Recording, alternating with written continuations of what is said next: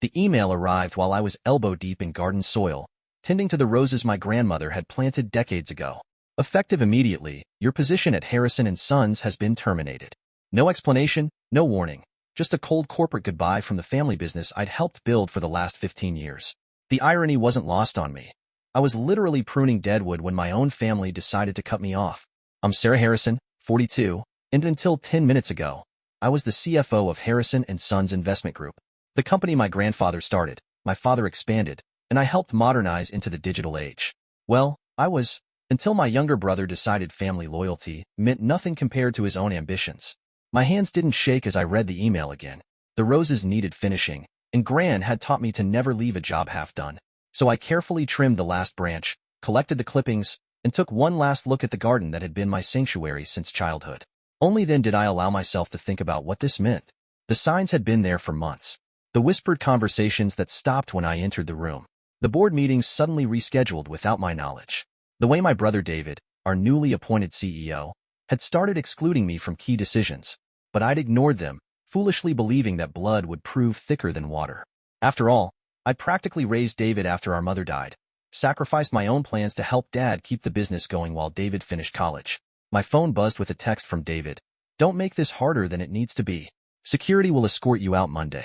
Take the weekend to clear your office. I screenshot the message before responding. Of course, little brother. Wouldn't want to make things awkward. Let him think I was taking this lying down. David never did understand that quiet doesn't always mean weak. What my brother didn't know, what none of them knew, was that I'd been preparing for this possibility for the past year. Ever since I overheard David telling his wife Rachel that Sarah's too old school, too cautious. We need someone more aggressive, more modern. The same day I'd found preliminary paperwork for restructuring the company's leadership, conspicuously missing my name. I'd started documenting everything. Every email, every meeting note, every transaction. I'd backed up decades of financial records, including some creative accounting that David had insisted would streamline our tax burden. I'd quietly consulted with lawyers about my rights as a major shareholder. And most importantly, I'd never signed the new contract David had been pushing for months, the one that would have required me to sell my shares back to the company in the event of my voluntary or involuntary departure. My phone buzzed again. This time it was Rachel, trying to play peacemaker as usual. Sarah, I know this is a shock, but David really feels this is best for everyone. The severance package is very generous. I didn't respond. Rachel had always treated me like I was some sort of charity case, the spinster sister who needed their pity. She'd never understood that I'd chosen to stay single, chosen to pour my energy into the business rather than finding a husband. You're not getting any younger, she'd say at family gatherings, as if my worth was measured solely by my marital status. Instead of replying, I called my lawyer. Not the family's lawyer, but one I'd hired privately months ago. Patricia? It's time. They made their move. The paperwork's ready, Patricia replied. Though I have to admit, I hoped we wouldn't need it. You're sure you want to go nuclear? I looked at the roses, remembering how Gran had taught me to tend them. Sometimes, she'd say, you have to prune hard to promote new growth. Yes, I answered Patricia. They've left me no choice. What happened next would teach my family some hard lessons about underestimating the quiet one, the careful one, the one they thought they could simply push aside. But first, I had a garden to finish and an office to clear out. After all, Gran always said the best revenge requires patience. Monday morning arrived with a flurry of emails from concerned employees. I'd worked with many of them for over a decade, built relationships, earned their trust. David might have the board's support, but he'd forgotten about the people who actually kept the company running. I arrived early, before the security team David had mentioned would be there. My office overlooked the city, 15 years of my life contained within its walls. I didn't bother with the family photos or personal items. Those could be replaced. Instead, I focused on one specific file, hidden behind a false panel in my desk drawer. Gran hadn't just taught me about roses. She'd also taught me about keeping aces up my sleeve. The file contained original documents from the company's founding, including my grandfather's handwritten will. David had always assumed, as everyone did, that the company leadership transferred automatically to the CEO's chosen successor. But Gran had shown me different before she died, made me promise to keep these papers safe, just in case. My phone buzzed. David, security team's on their way up. Don't make a scene. I smiled, thinking of the scene that was about to unfold, just not the one he expected. I sat calmly at my desk as the security team entered, led by Steve, who'd worked here almost as long as I had. Ms. Harrison, Steve began, looking uncomfortable. We're here to escort me out? I finished for him. Of course. But first, we need to wait for the others. Others? Steve asked, just as Patricia walked in, followed by 2 other lawyers and a court official. Perfect timing, I said, standing. Steve, would you be kind enough to call David up here? Tell him it's urgent. David arrived minutes later, looking every inch the successful CEO in his expensive suit. Sarah, I thought we agreed to handle this gracefully. Oh, we will, I assured him. We're just going to handle it legally first. I nodded to Patricia, who began distributing copies of a document. What's this? David demanded, flipping through the pages. That, I said quietly, is grandfather's original will. The one that stipulates that any major changes to company leadership must be approved by all living descendants, not just the board of directors. The color drained from David's face as he read. This isn't. Where did you get this? From Gran. She showed it to me years ago, made me promise to keep it safe. You remember Gran, don't you? The one who always said we should protect each other, not fight each other. This doesn't change anything, David protested. The board has already approved. The board's approval is irrelevant without mine, I interrupted. And I don't approve. In fact, I have some concerns about recent financial decisions that I feel obligated to share with our shareholders. Unless what? David's voice had lost its confidence. Unless we renegotiate. Not just my position, but the entire company structure. Starting with an independent audit of all financial decisions made in the last 5 years. Rachel burst in, always trying to protect David.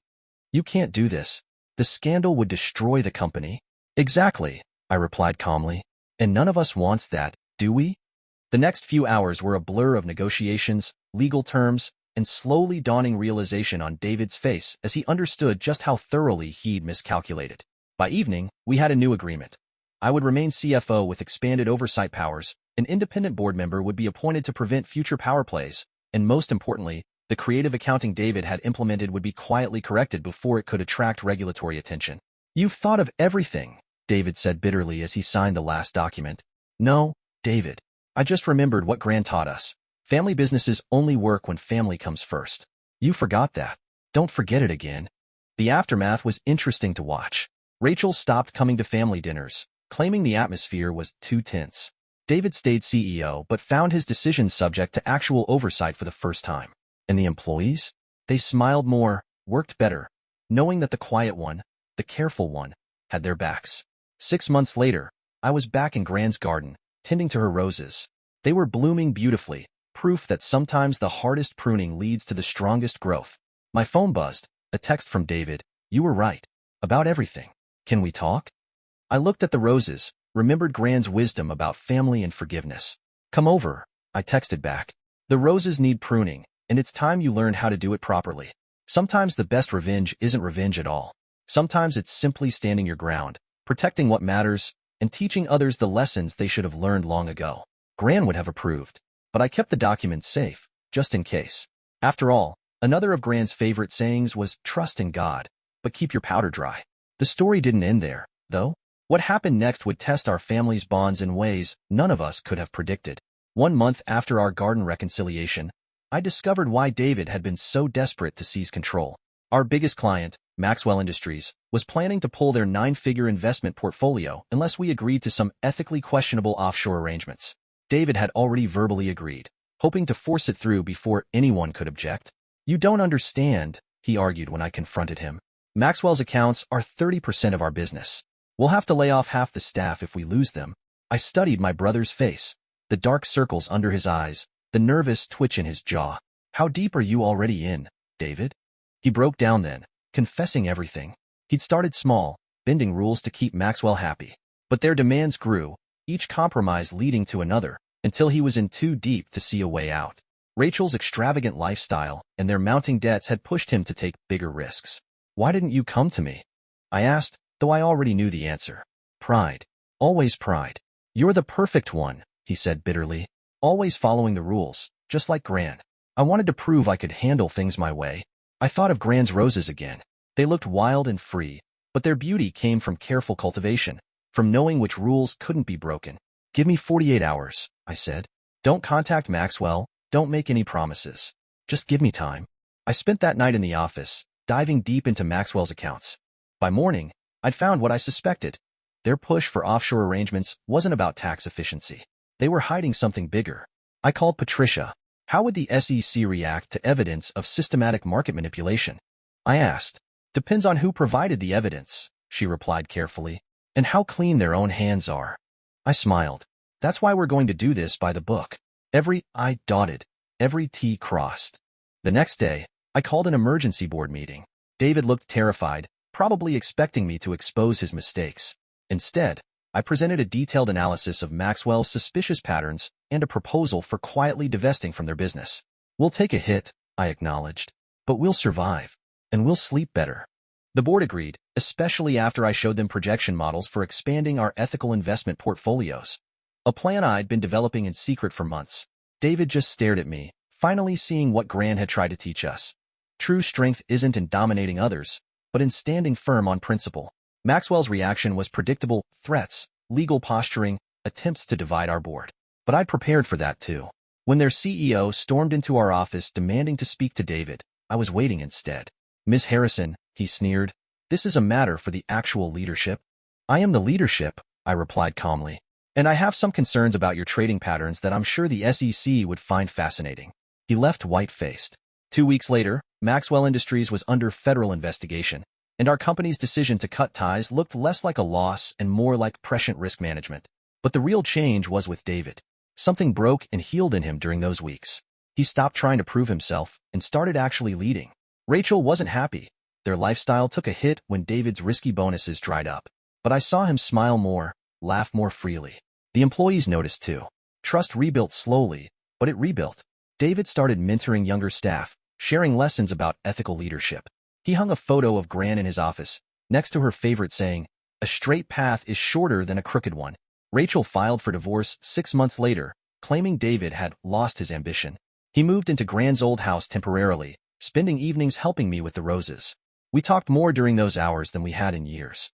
I never understood why Gran left you the house, he admitted one evening. I was older, the son. It should have been mine. I pruned a dead branch carefully before answering. Gran knew you'd see it that way. That's why she didn't leave it to you. She wanted us to learn that inheritance isn't about deserving, it's about responsibility. He was quiet for a long time. She'd be proud of you, you know, for stopping me from ruining everything. She'd be proud of both of us, I corrected. Me for standing firm, you for learning to bend without breaking. The company thrived under our joint leadership, though not in the aggressive, headline-grabbing way David had once dreamed. We built something sustainable instead, ethical, strong.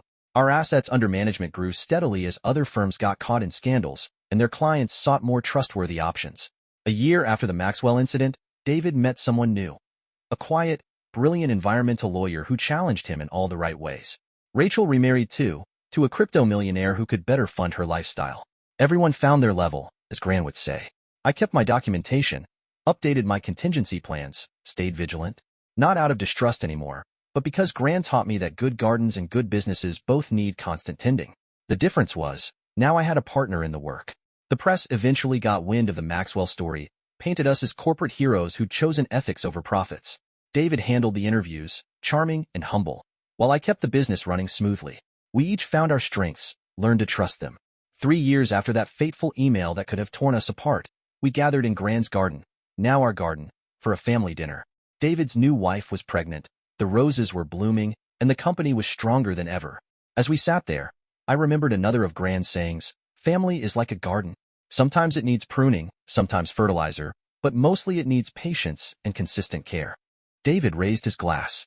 To Gran, he said, who taught us the hard way that the straight path is shorter.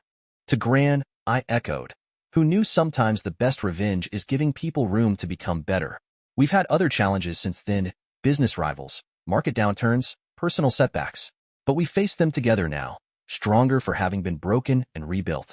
The quiet one and the ambitious one, balancing each other, proving that sometimes happy endings come not from defeating your enemies, but from giving family a chance to surprise you. The roses still bloom every year, more beautiful for being properly tended, just like Gran knew they would. But life has a way of testing even the strongest foundations. Everything changed again when I discovered the letter Gran had left with her lawyer, to be opened on the 5th anniversary of her death, which was approaching in just 2 weeks. There's something you both need to know, her lawyer, Mr. Jenkins, said when he called. Your grandmother left specific instructions. The company's true ownership structure isn't exactly what everyone believes. David and I exchanged glances across my office.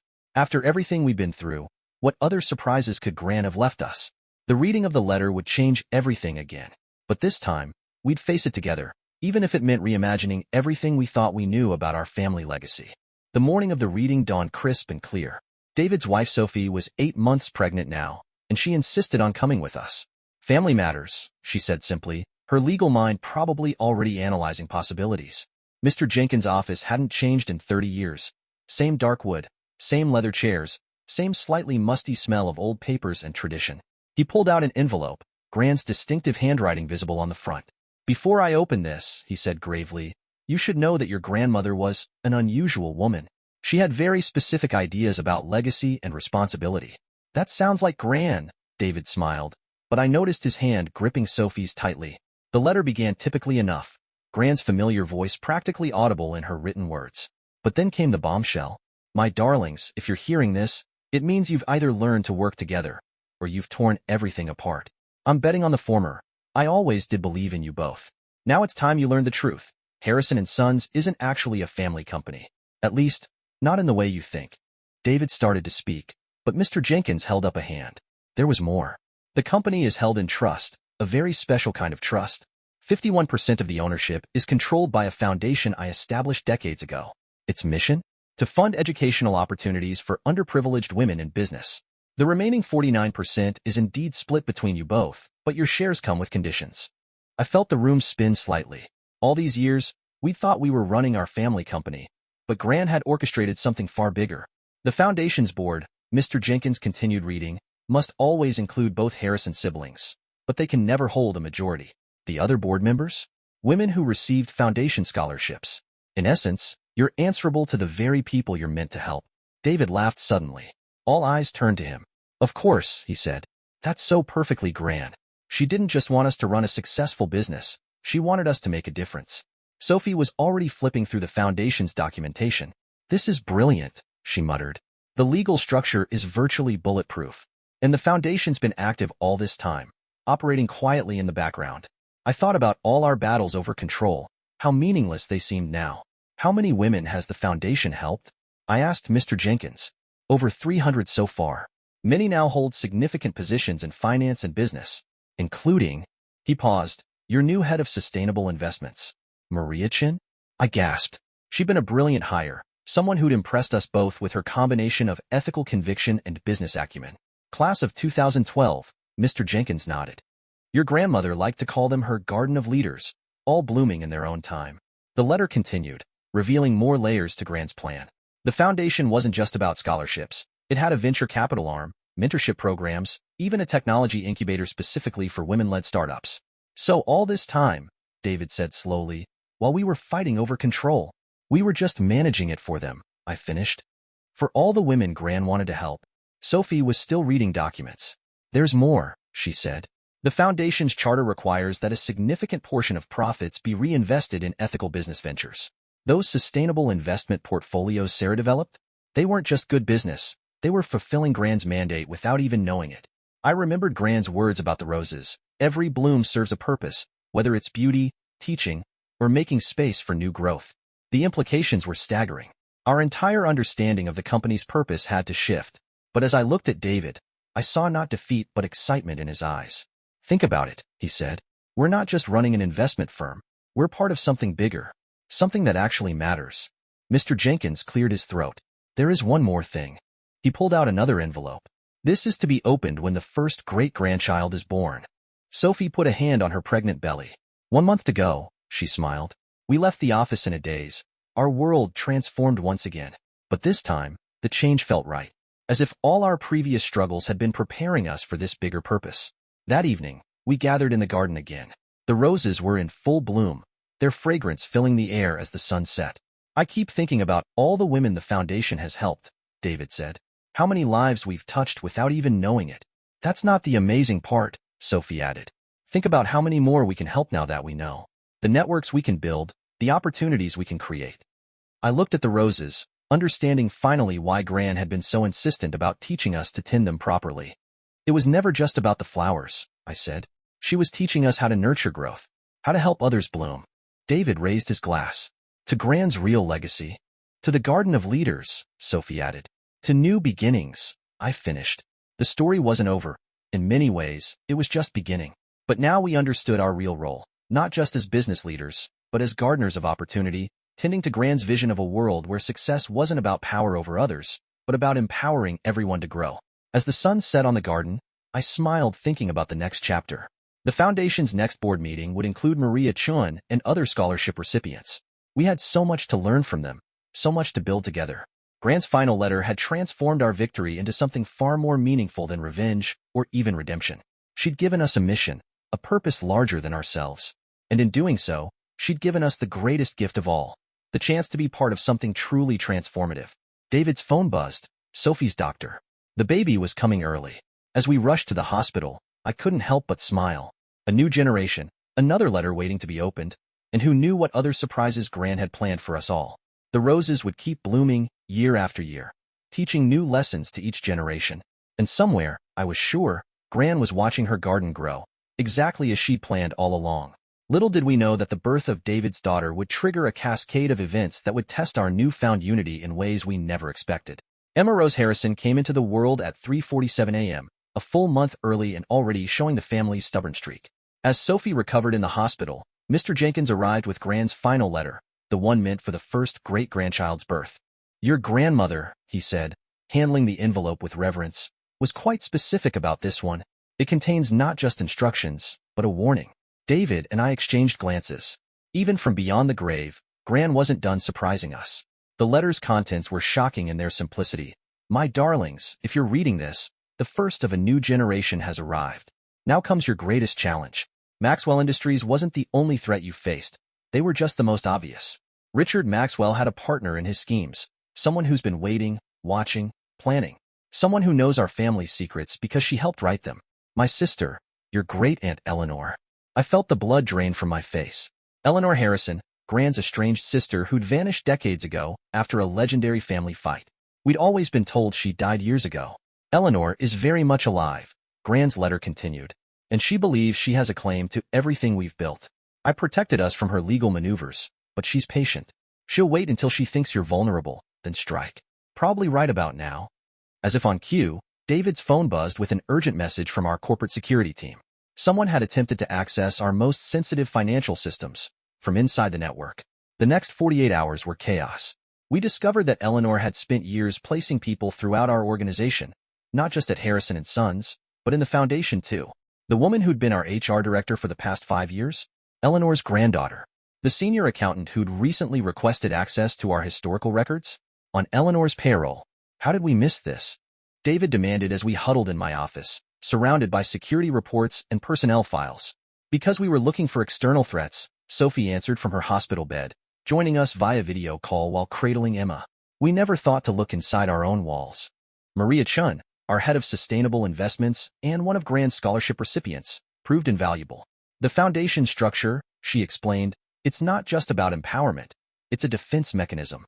Eleanor can't take control without the support of the scholarship recipients on the board. And we've all heard the stories about why she left. I remembered Grant's cryptic warnings about Eleanor, how she'd wanted to use the family money for personal gain, how she tried to force Grant to choose between profit and principle. She's not after control, I realized suddenly. She's after revenge. Not against us, against Grant. She wants to destroy everything Grant built. David's wife Sophie, still sharp despite just giving birth, caught on immediately. The foundation's structure protects ownership, but what about reputation? One well-placed scandal. We worked through the night, tracking Eleanor's web of influence through our organization. Each discovery was another shock. She'd been methodical, patient, placing her people in key positions over years. Several of our largest clients had mysterious connections to shell companies we traced back to her. But Grant had prepared for this too. Hidden in the letter was a key to a safety deposit box. Inside, we found documentation of Eleanor's past schemes, including the real reason she'd left. She tried to embezzle money from children's charities, and Grant had caught her. Classic Grant, David said, reading through the files. She didn't expose Eleanor. She gave her a choice. Leave quietly or face prosecution. She protected the family name, but kept the evidence in case Eleanor ever came back. The counterattack came faster than we expected. Eleanor launched her plan with surgical precision, leaked documents, whispered accusations, suggestions of financial impropriety. But she'd miscalculated on several fronts. First, The foundation's scholarship recipients rallied around us. Hundreds of successful women, all with their own networks and influence, spoke out about the program's impact. Maria Chan led the charge, organizing them into a formidable force. Second, our earlier transparency about the Maxwell situation had built up public trust. When Eleanor tried to paint us as corrupt, our track record of ethical decisions spoke louder than her accusations. But the master stroke? That came from an unexpected source, Rachel, David's ex-wife. She'd gotten wind of Eleanor's plot through her new husband's crypto connections and reached out to warn us. I may not be a Harrison anymore, she said, but I learned one thing from your grandmother. You protect family, even when they've hurt you. The final confrontation happened where it all began, in Grand's garden.